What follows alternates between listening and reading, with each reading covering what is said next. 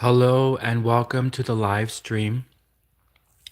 Today it's a discussion about Elon Musk and the United States military.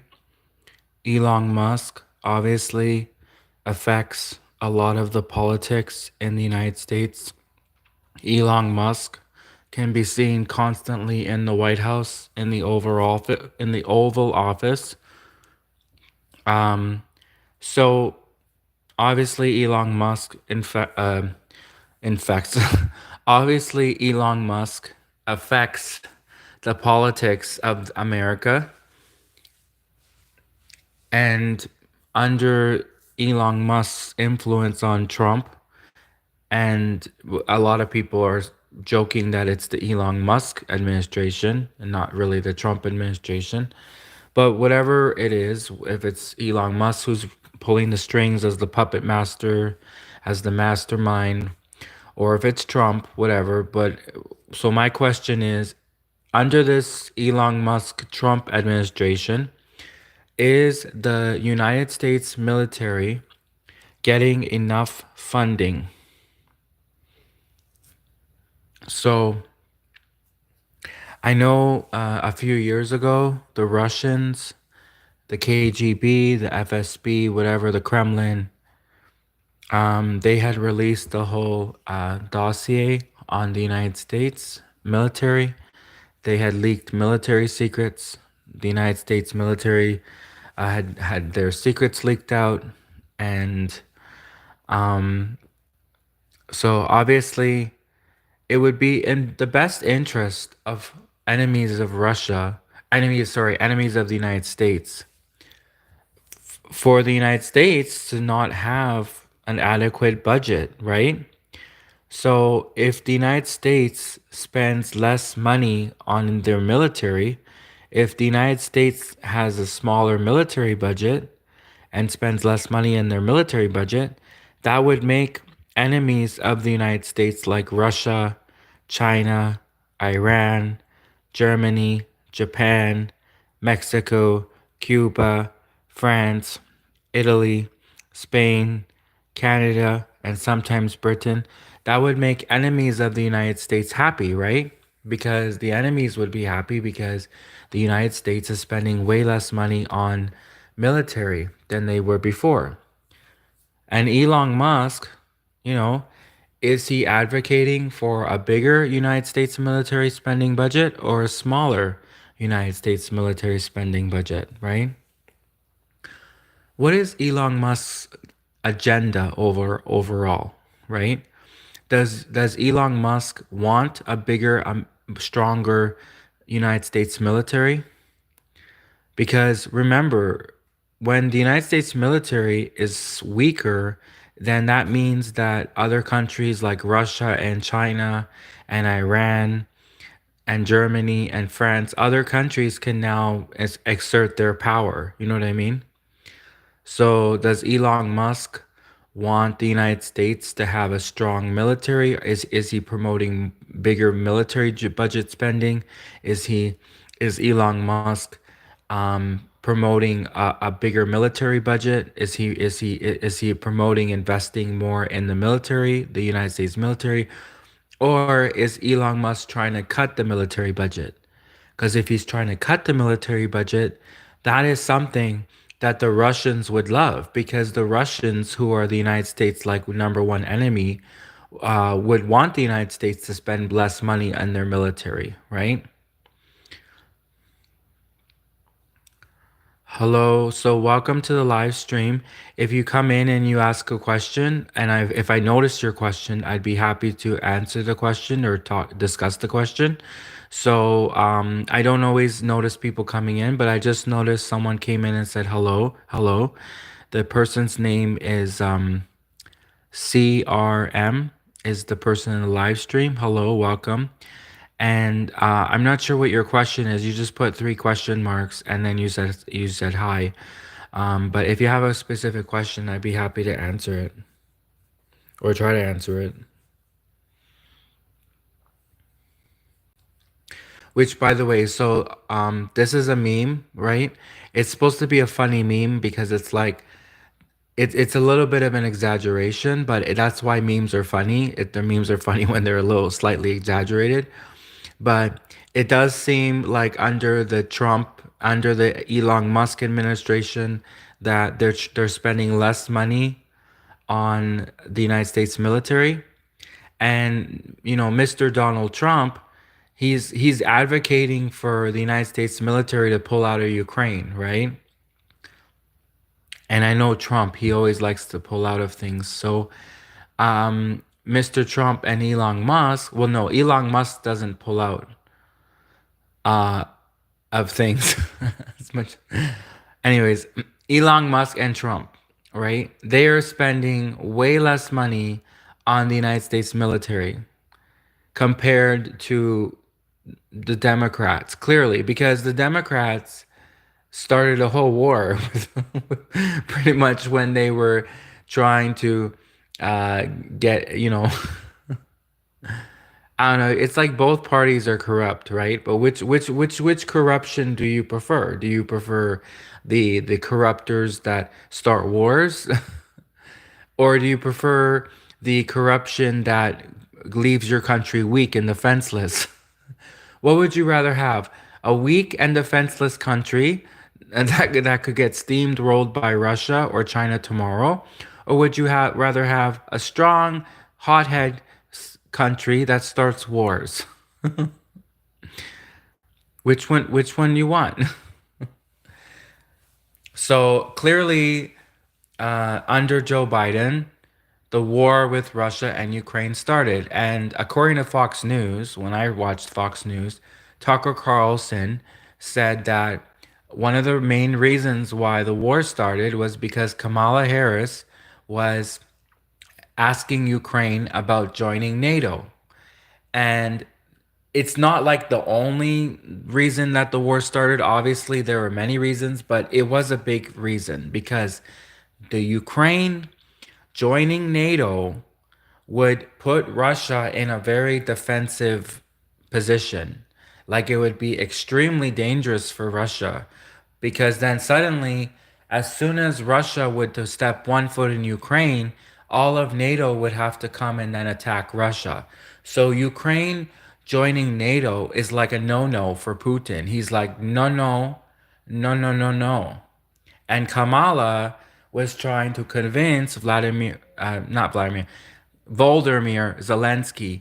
Kamala was trying to convince Zelensky, the president of Ukraine, to join NATO.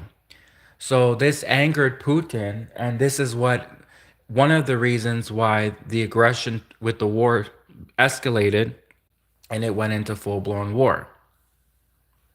So clearly this whole war with Russia and Ukraine, the Americans seem to have escalated it into a full-blown war. And then the Americans provided support to Ukraine and military funding to Ukraine.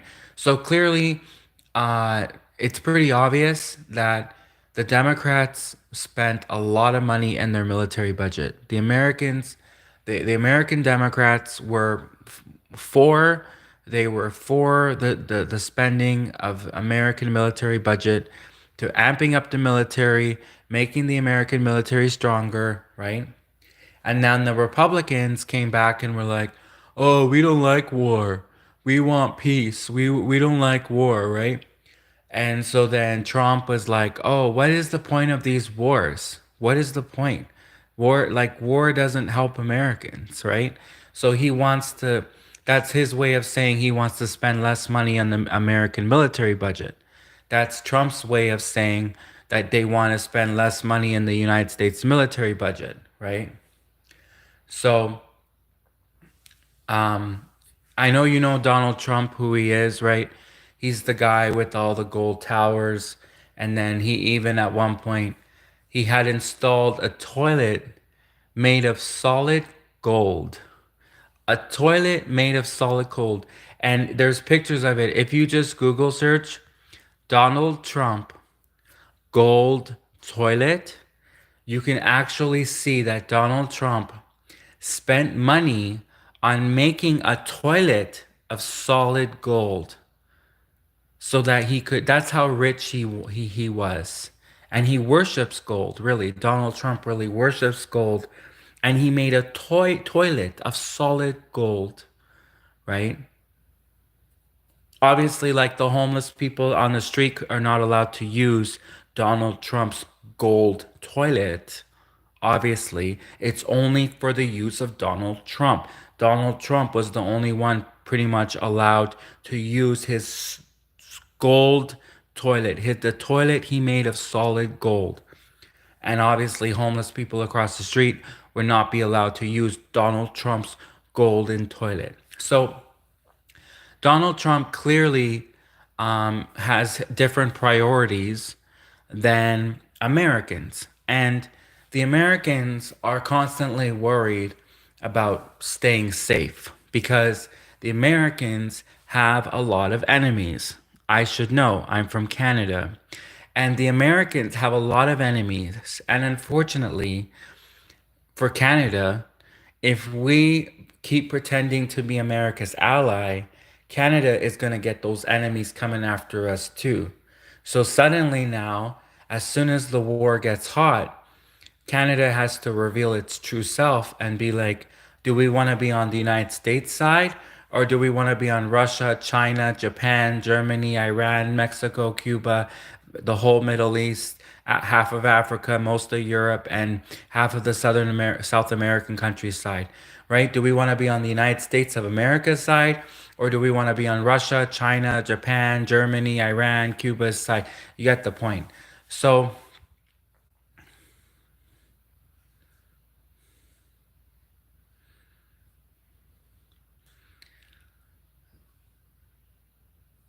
in Canada, homeless people have toilets, they have shelters. In Canada, homeless people have shelters. So to answer your question, so someone came in rainy, something rainy. To answer your question, rainy, yes, in Canada, homeless people live in shelters and they have toilets, access to toilets, they have access to clean drinking water, and they also have access to food.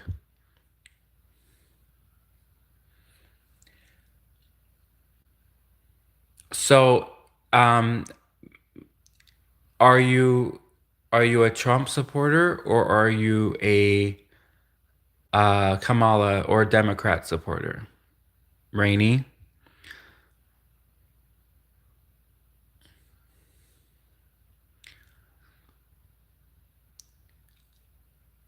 So my question is clearly when Donald Trump is saying, "Oh, why are we in Ukraine? Why are we giving money to Ukraine? Why are we spending so much money on the war? War. It's not good for Americans, etc." Is this Donald Trump's way of saying that he wants to spend less money on the American military budget? Which party, maybe I should rephrase the question, sorry.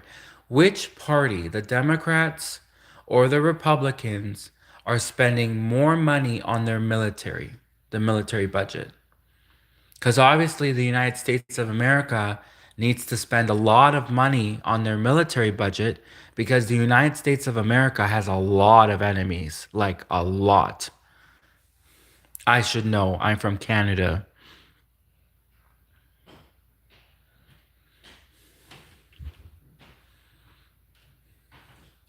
Trump is the man of peace. Okay, but let me ask you a question, okay? Canada, um, Canada is definitely we don't really have any enemies. I mean, we have some enemies, Canada, and they speak French, and they live on the other side of Canada. But other than that, Canada doesn't really have any enemies.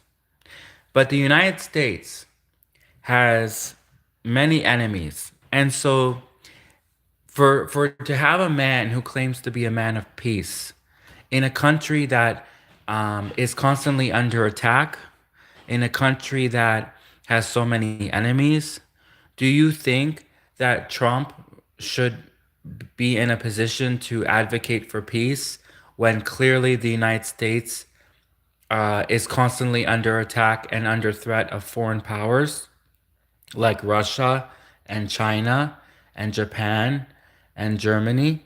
So and Cuba, right? And all the other countries, Middle East, etc. So isn't that a fair question? I mean, it's not really like an anti-Trump question. It's not really like a pro-Democrat question. It's just like if you want your commander in chief, your president, to protect your country, well then shouldn't they be spending more on the military budget? Listen, I'm all for peace. I am for peace.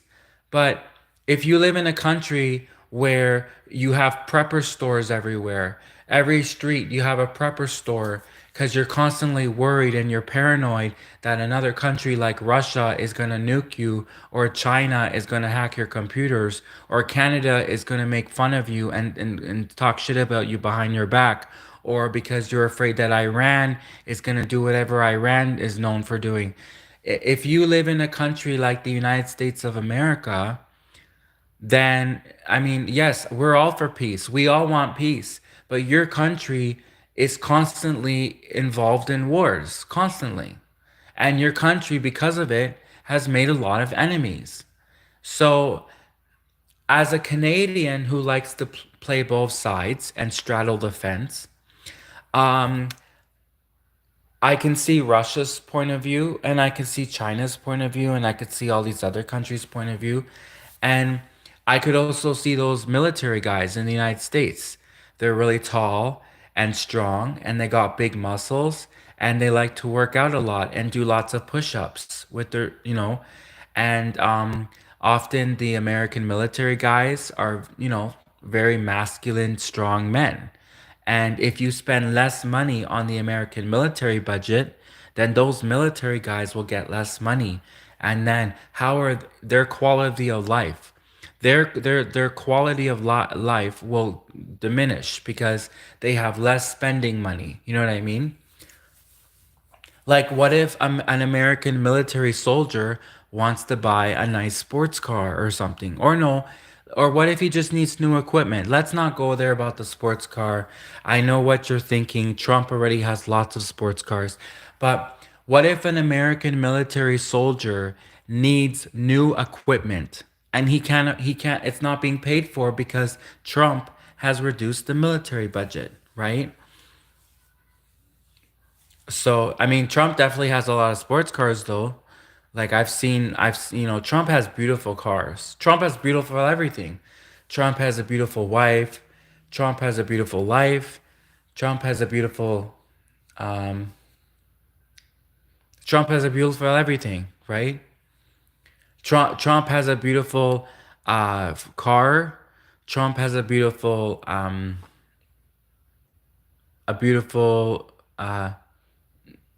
anyways. Okay, Melania has a beautiful face. Melania has a beautiful face. Ivanka has a beautiful face, and Trump has a beautiful.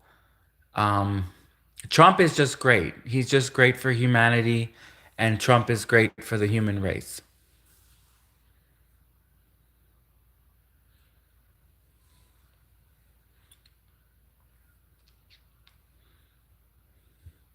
So let's move on. So let's go from, does the United States military spend enough in their military budget?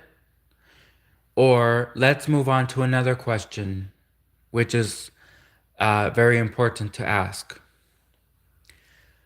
After Donald Trump, right?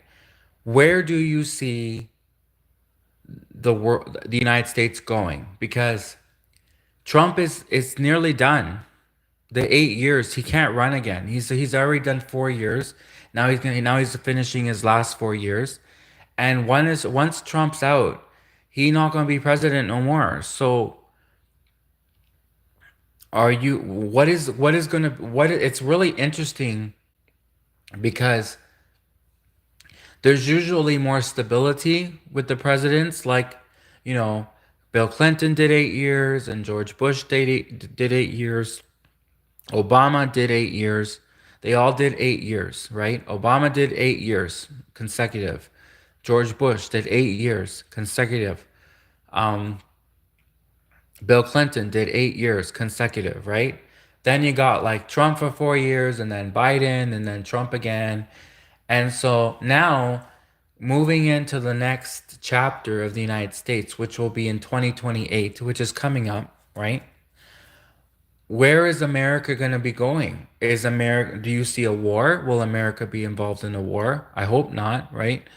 Will Americans be poor? Will the United States military will be stronger or weaker, right?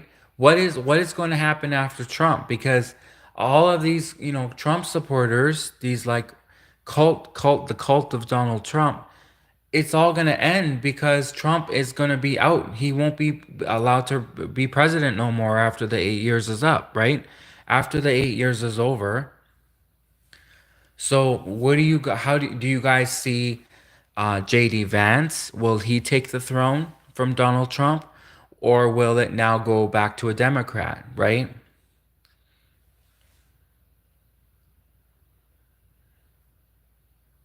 Well, it's what you say when someone has a cult following. So it's actually, and now it's used in a better term. So for example, a cult movie, not a movie about a cult, a movie that has a cult following. So it's a term in Hollywood where they say a very popular movie that has like a big fan base, a cult following. And sometimes you could say that about a celebrity or a politician. Like this celebrity, like Lady Gaga, has a cult following. I'm not saying that Lady Gaga is in a cult and that her people are in a cult.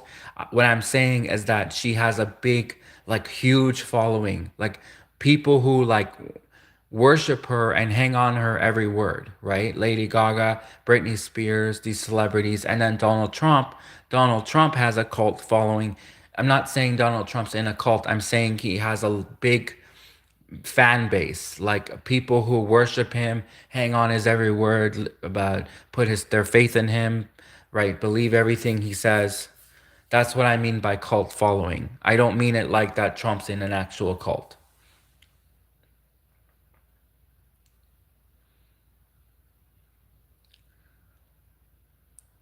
That's good that you vote policy. That's great. And not the person. That's great. Unfortunately, a lot of people vote the person and not policy. So clearly, obviously, I can tell you're very intelligent. Um, Now, the reality of the voting system is a marketing. A lot of people go by marketing gimmicks. A lot of people vote based on not policy, but the character or the person or, stuff like that. So, as much as you're right, in my opinion, I think you should vote on based on policy. But the reality is in election time, there are many people who win elections who probably shouldn't have won the election because they didn't have good policy, but for the fact that they had star power or they were really good with their words and their speeches, right? So I'm just saying that's reality. So come 2028, I mean, this is kind of scary to think what's going to happen. And listen, I'm gonna be nice. I could say something nice about Russia. I could say something nice about China. I could find something nice to say about everyone. So let's look at Russia and China. In 3, 4 years, we more or less for 20 years we knew who the president of Russia was, right? There was a lot of stability. There was a lot of stability. I mean, but in the United States, it's like every 4 years is like Democrat or Republican, someone new. So, oh, someone rigged the election, blah, blah, blah. Right? So when you look at it that way, there's not a lot of stability in the United States in terms of leadership. The leadership is constantly changing, right? And I'm not a big fan of communist China, I'll be honest. But, he made a good point, President Xi Jinping. Um, President Xi Jinping made a good point. He said, the United States is like there's no stability or very little stability because every 4 years, 8 years, there's a change of leadership. But in China, I mean, pretty much the same guy's president for like 20, 30 years. So I mean, I'm just gonna say something nice. I could find something nice. That is a good point. That is, I'm not saying that I think that the United States should be like communist China. No, of course not. I'm not saying that. What I'm saying is that I mean that is a good point that President Xi Jinping made. So there's cons and pros to both systems, right?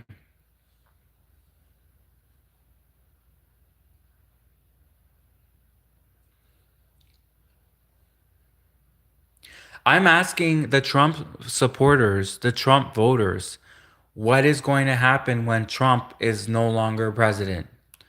Because he's not gonna be able to continue past 2028. So I guess we're gonna have to put our faith in JD Vance, right? JD Vance, is he gonna be the front runner to replace Trump? That's my question. Because we have to start thinking about this because time is going by so fast. 2028 is going to come so quickly. And then are Americans just going to be confused like, "Oh, well we just suddenly Trump's out. He's no longer president because his term is over. His 8 years are done." And now Americans are going to be, who's going to be who's we don't even know who is planning to be the successor to Trump. We don't even know that yet. Because JD Vance, he's not even making a firm statement saying that come 2028 that he's going to take over, like that he's going to continue. So we don't know what's happening. We don't know what's going to happen in 2028. I mean, isn't that kind of scary? Like if I were a Trump supporter and I put all my eggs in one basket and I supported Trump and I was, then I suddenly realized, wow, it's all going to end in 2028 because Trump would have served his 8 terms, sorry, 8 years. Trump would have served his 8 years, and then that's it. He can only do 8 years. So where are the Trump supporters going to go now? Where are they going to go? Are they going to go to back JD Vance? Are they going to back someone else? Who is the successor to Donald Trump? It's a very valid question, and 2028 is coming. I mean, we're already at 2025. It's just a few years away, okay? The next election is going to be here before you know it. So,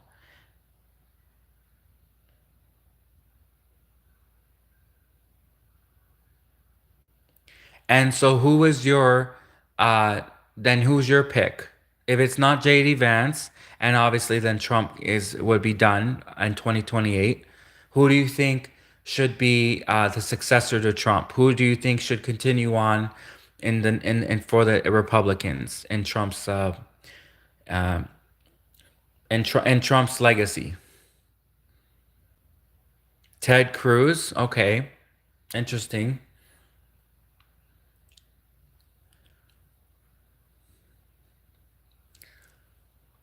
So, as a Canadian, I will say that I have very conservative viewpoints. I'm definitely very conservative, but there are a couple things that, as Canadians, we have to be aware of, and that's, Russia and China are like a strong influence on Canada because basically they give us a lot of money. And like there's Russian women everywhere and they're so beautiful. If you ever go to like a bookstore in Canada and like you go to like there's a whole section on Russia. It's huge. It's like a whole history section, all of the Russian dictators.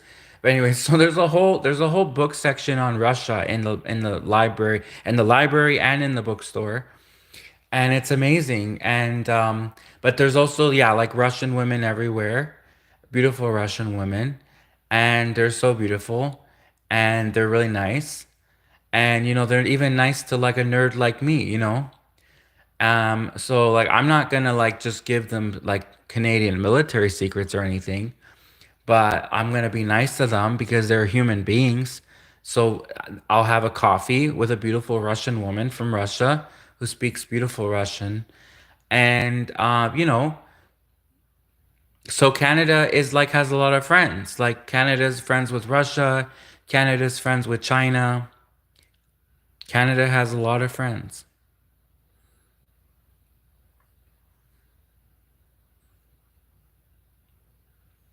So, I mean, at the end of the day, I mean, if there was, God forbid, if there was ever a war between the United States and Russia, I don't even know whose side Canada would take, to be honest. It really is 50-50 at this point between Russia and the United States.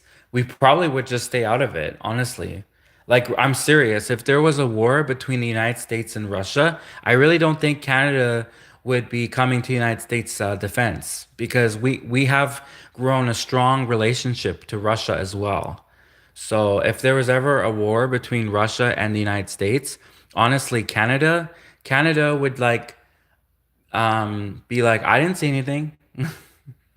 That's how Canada would act. They'd be like, oh, good luck to whoever wins. We support the winners of the war. Whoever is going to win, Canada supports them.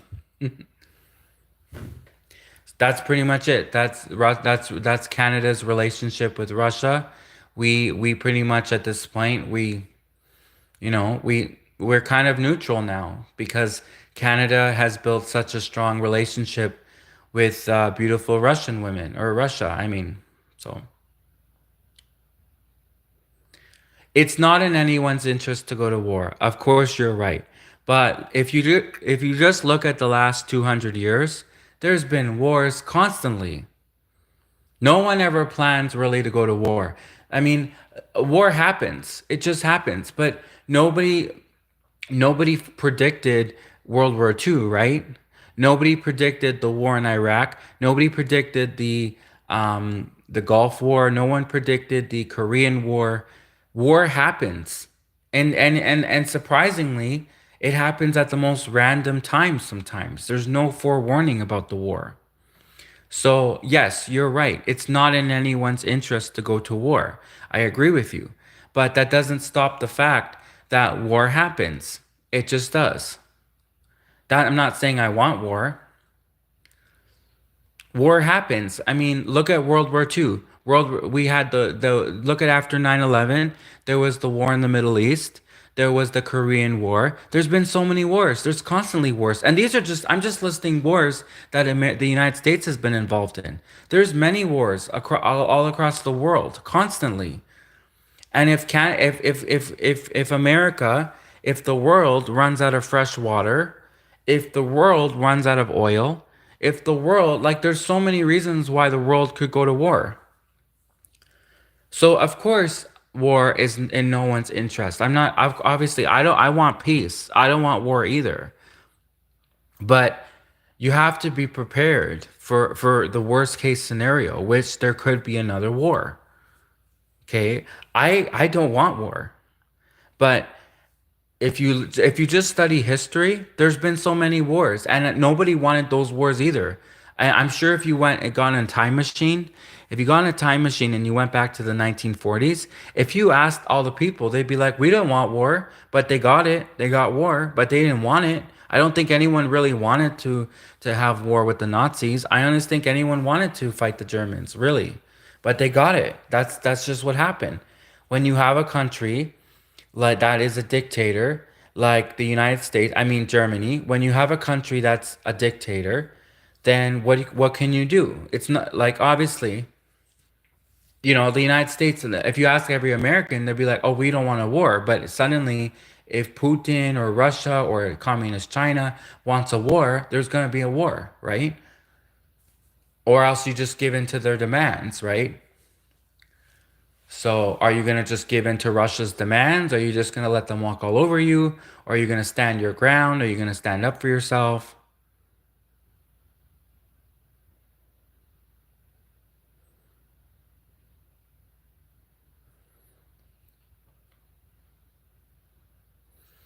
I think Canada should become the 51st state. I mean, if you didn't realize, figure out my channel. If you just watch, I mean, yeah, there's a couple of my videos which are like, "Oh, Canada's so great. Canada's so great." But really, the majority of my videos are, maybe Canada should become the 51st state.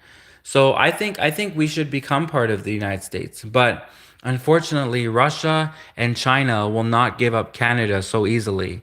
So, I mean, if you Americans want to take over Canada, you have to fight the Russians and the Chinese. And then if they lose, then we even got some North Koreans and Iranians in the back.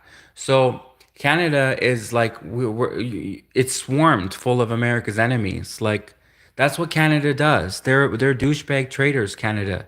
They go around to all of America's enemies and they're like, hey, and they start gossiping behind America's back. That's what Canada does. The Canadian politicians, they're all flaky douchebag traitors. And they all go around to every time the United States makes a new enemy.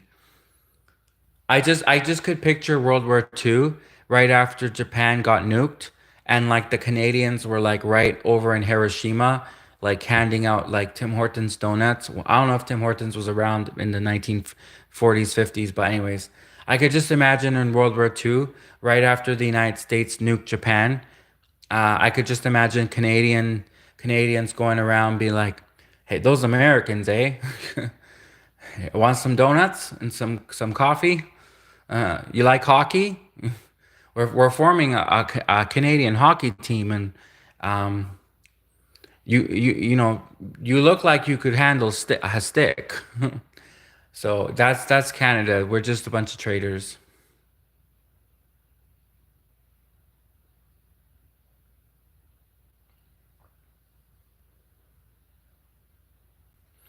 I didn't get actually offended by the tariffs. Not at all. Um, I didn't even get offended when the United States said they wanted to take over Canada. We're such pushovers in Canada. We're like, okay. I mean, when communist China wanted to install secret military bases all across Canada, we're like, oh, are you gonna give us some money? They're like, yeah. Okay.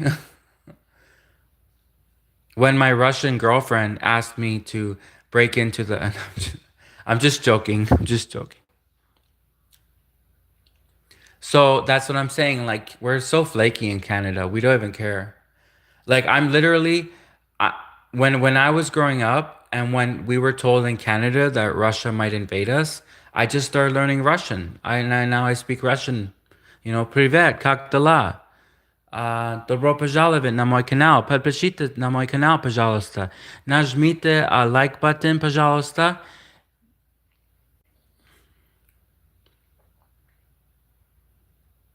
So yeah, so I've been learning Russian for years.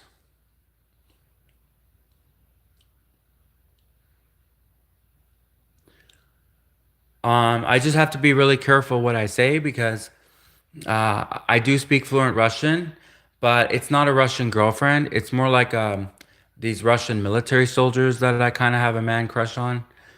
They're just so masculine and strong. And Putin, right? He's got his own army. Okay, that's not. I've always wanted to have my own army.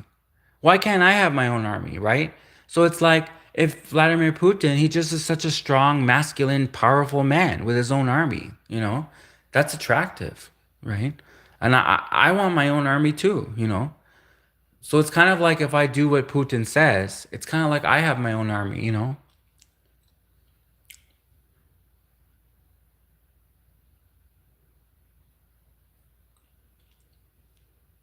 I think that Iran and the Middle East, I think they are the United States' biggest adversary.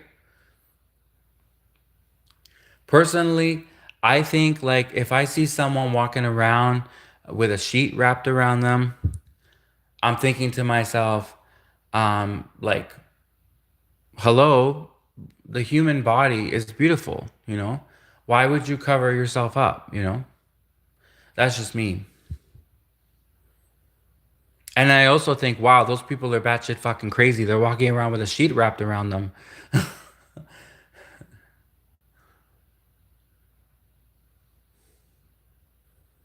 You can't even see them at night. They should make orange burqas and orange like what's it called? Oh yeah, the burqa is the full length one, and then the hijab is yeah.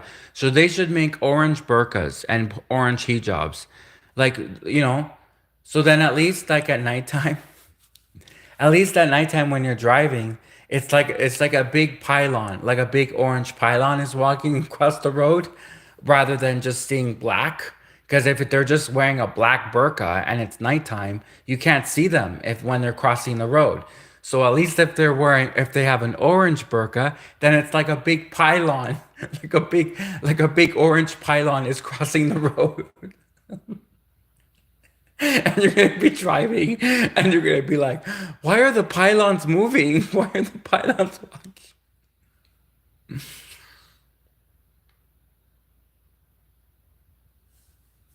But seriously, if you're driving, right, and you have if there's women walking around in burqas, you can't see them in the dark because they're wearing all black and it's nighttime.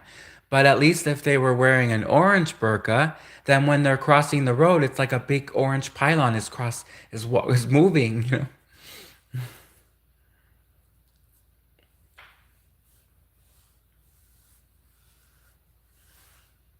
No, actually, I have a lot of Arabic friends. I've had a lot of Arabic friends throughout the years, pretty much. Um, I don't know why, but I find the Quran to be fascinating because it's such like an FU to Christianity. Like if you hate Christianity, the Quran is for you. I mean, the atheists are just so boring, the atheists. They're like, "Oh, there's no God." That's it. That's literally it. But the Arabs are so inventive and creative. Like if you just read the Quran, you're like, "Wow, this is like the most fucked up shit that someone ever invented," you know? Atheists, atheists are so boring. Atheists, they're just like, there's no God and that's it. Boring. But the Muslims are like so creative. Especially, how did they manage to get away with 9/11? How did they pull 9/11 off? Like those are smart, intelligent people that I want to befriend. It's because I want them on their to get on their good side. I don't want them coming after me. I don't want Muslim extremists coming after Canada. No. That's why we got to be friends with those people, you know? There's a famous quote and it says, the best way to get rid of your enemy is make them your friend, right? It's a famous quote by some guy or some woman or maybe a robot said it. I don't know. Um, or maybe an alien from outer space made the quote. Anyways, it's a famous quote, and it's the best way to get rid of an enemy. The best way to get rid of an enemy is to make him your friend. So, or make her your friend, whatever. So, like, I want to be friends with the Muslim extremists. I don't want them to do what they did to 9/11 to the United States. I don't want them to do the same thing to Canada, you know.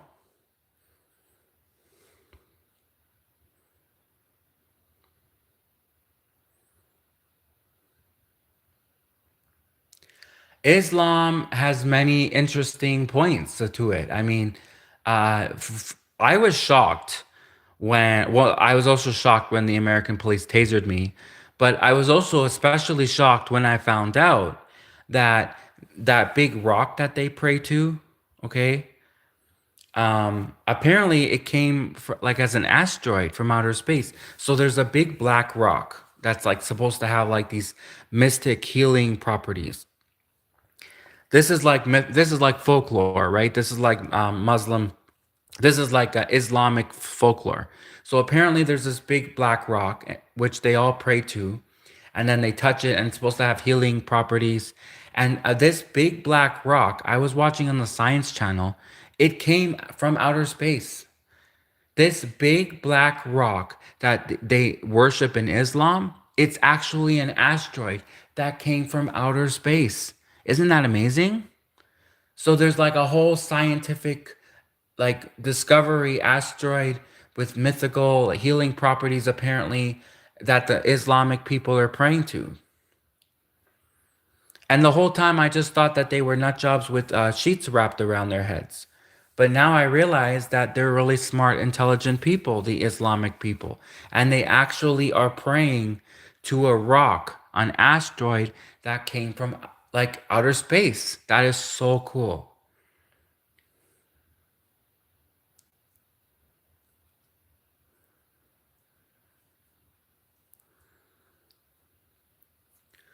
What did you say about the Tim Horton Indian? Yes, it's true. At Tim Hortons, we have lots of Indians that work at Tim Hortons because you know why? Because Indians are hard workers, okay? We never give up. Indians never give up, and we will make the coffee really fast. It may not always be warm or fresh or sanitary, but the coffee, the Tim Hortons coffee, will get to you very quickly. The donuts are always made fresh 7 days prior, and then 7 days later, they're available for purchase. But the donuts, the Tim Hortons donuts, are always made fresh. Yes.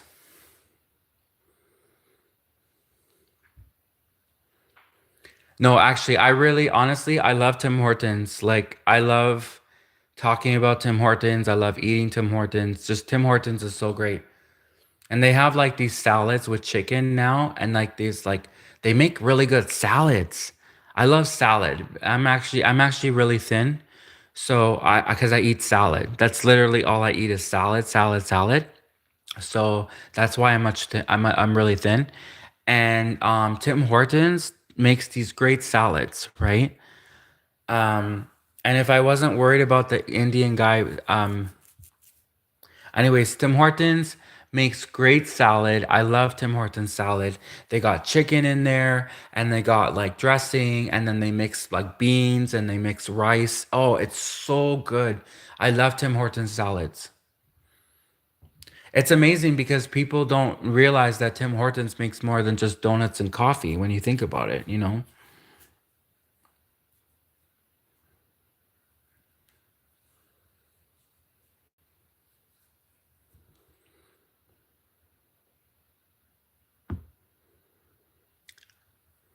All right, so I'm gonna end the broadcast. No, not broadcast. I'm going. Yeah, I guess it is called a broadcast. Whatever. I'm gonna end the live stream because I realized obviously about 2 minutes ago that the power of the tablet turned off on the tablet that was showing the meme because I'm using my phone to view the meme on the tablet, right? So the tablet power went off, so we can't see the meme anyways. And we did almost an hour, so it's pretty long. At least long for me. An hour is long for me. I know that there's some guys that can go for like 3, 4 hours, but I can only go for like an hour. So, in a live stream, I'm talking about live stream. Yeah, it's done. We're done. It's over now. And thank you for coming. And and that's it. So please subscribe to my channel and like my videos, or don't, and block me, or never come back again, and just uh, you know, exile me, get me banned from your community, whatever you want. Do whatever you want. I believe in a free country and free speech and human rights. So if you want to throw garbage at me, please don't. But if you do, I feel sorry for you because I don't leave the house. So if you want to throw garbage at me, you're not gonna be able to find me because I just go straight to the bookstore I work at every day, and which is like it's just a 5 minute walk. So if you're trying to, if anyways, please don't throw garbage at me. Have a great day.